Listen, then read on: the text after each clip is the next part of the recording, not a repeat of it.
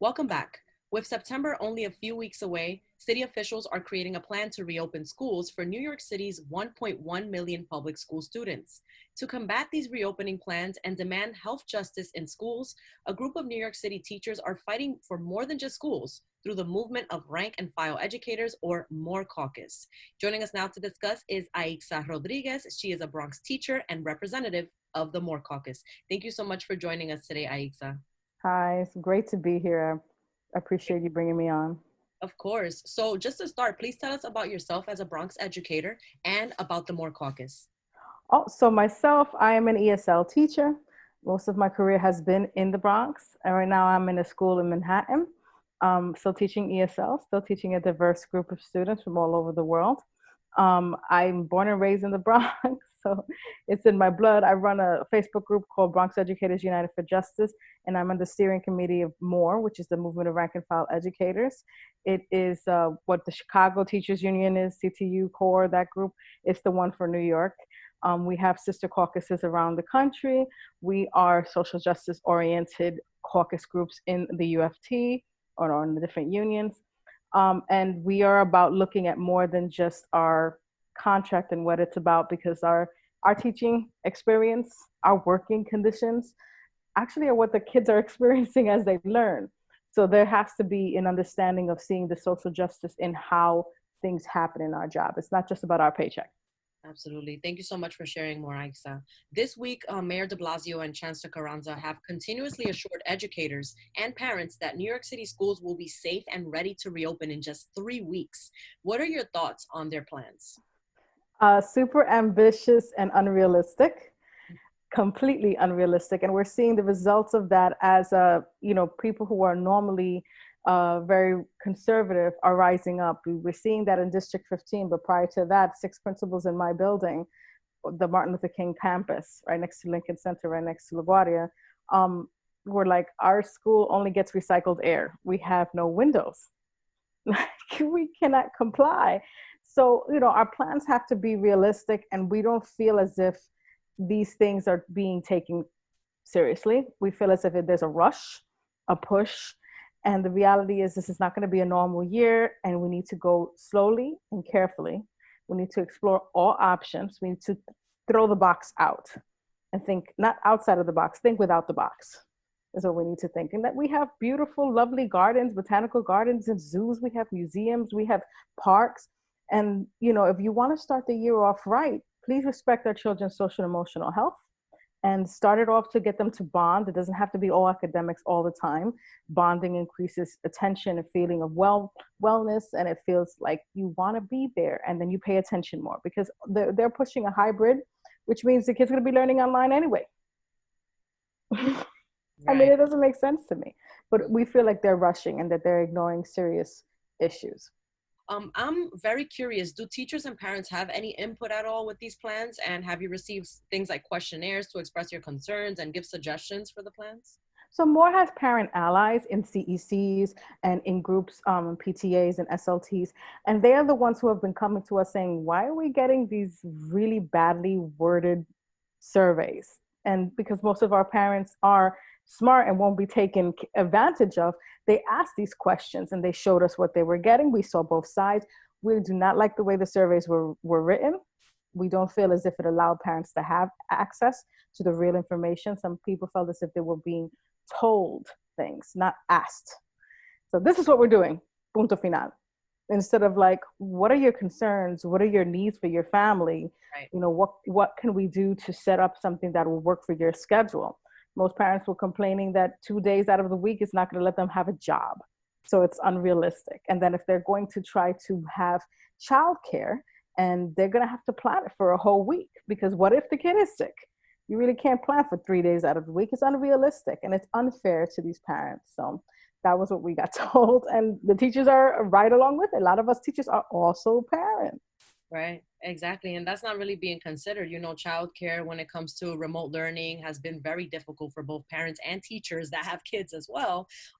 So as a teacher, I wanted to ask you, what are some of the challenges you face in regards to sanitation that make you feel unsafe about bringing children back to school in September?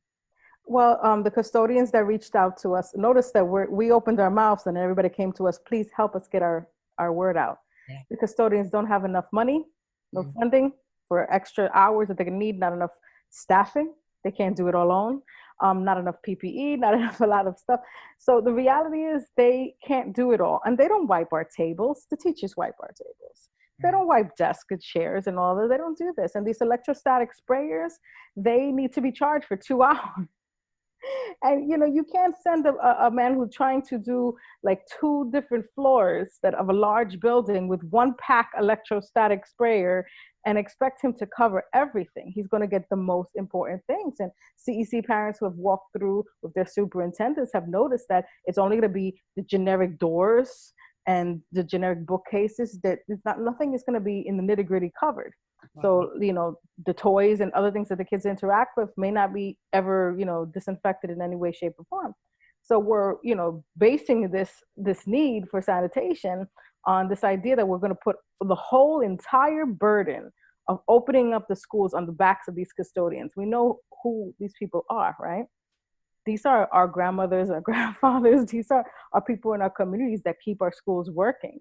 And Yes. many of them are people of color. So we don't have enough anything. And please telling me a month that they bought a month of Clorox wipes is going to help me. I almost go through a whole thing of Clorox wipes with one art project. Okay, so it's not a joke. And I will end up paying, the teachers will end up paying for what we use in our classroom anyway. The boards don't get wiped, tables don't get wiped. That's not part of the custodian's job. It's going to fall on us. And Mm. so there's a lot of questions about whether or not this is hygiene theater, where we try to make it seem as if something is being done. Everybody calm down. It's a pandemic. Here is a wipey. No, Right. no. If you can't get your own Lysol in the store, how am I supposed to get it for my classroom? Because I know that my principals hardly want to give me copy paper. Mm. But teachers also spread germs too. And like I told you before, when we first met you, my grandmother passed with COVID. My mother was infected. I turned out to have antibodies, and had we not shut down the schools, I would have been in the classroom, having been infected, asymptomatic, teaching kids from 5 boroughs, from at least 3 or 4 different nationalities, African, Mexican, Dominican, in my Bangladeshi, in my classroom.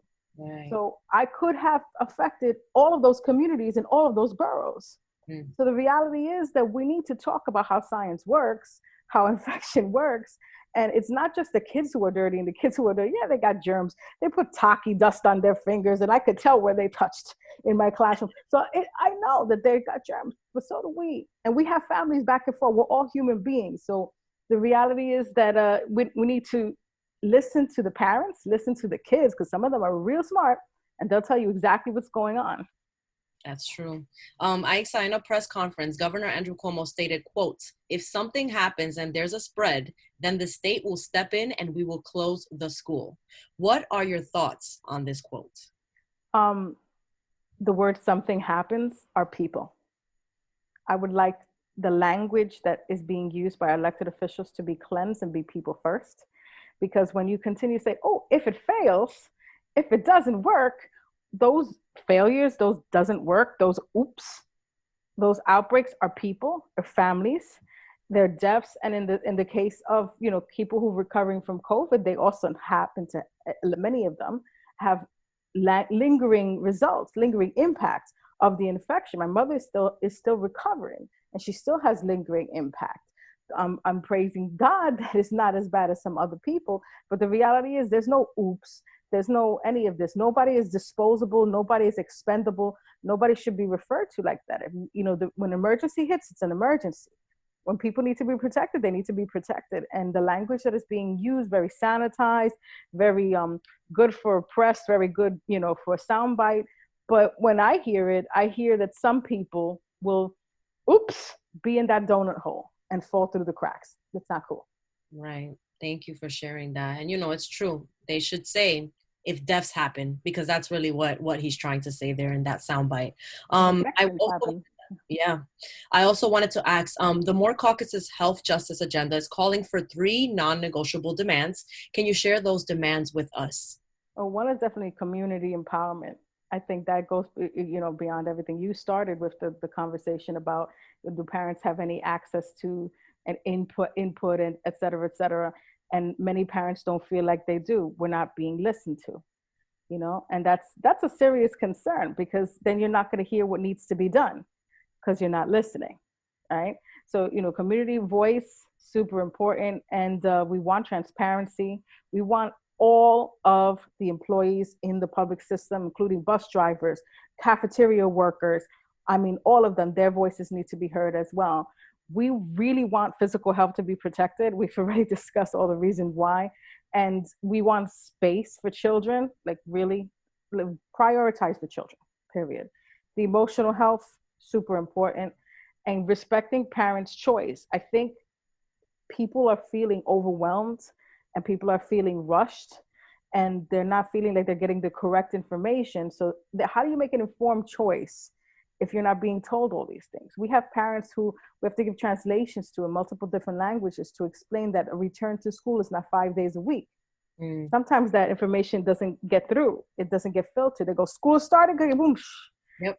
So we want that respect as professionals to be able to care for our students, and the parents be able to say, listen, my kid has gone through a lot. We've had these deaths. We need social workers. We need counselors.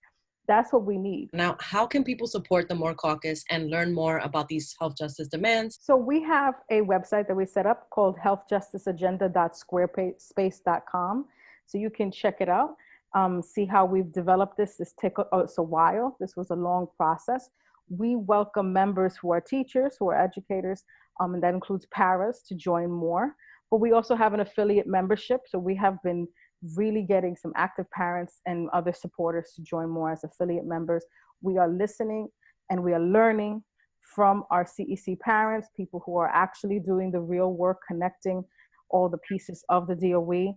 We also invite parents to get actively involved with their PTA, with their SLT. They don't have to get just involved with us, and get involved and voice yourself. Thank you so much, Aixa, for joining us today. No problem. I'm grateful to be here. Thank you. We'll be right back.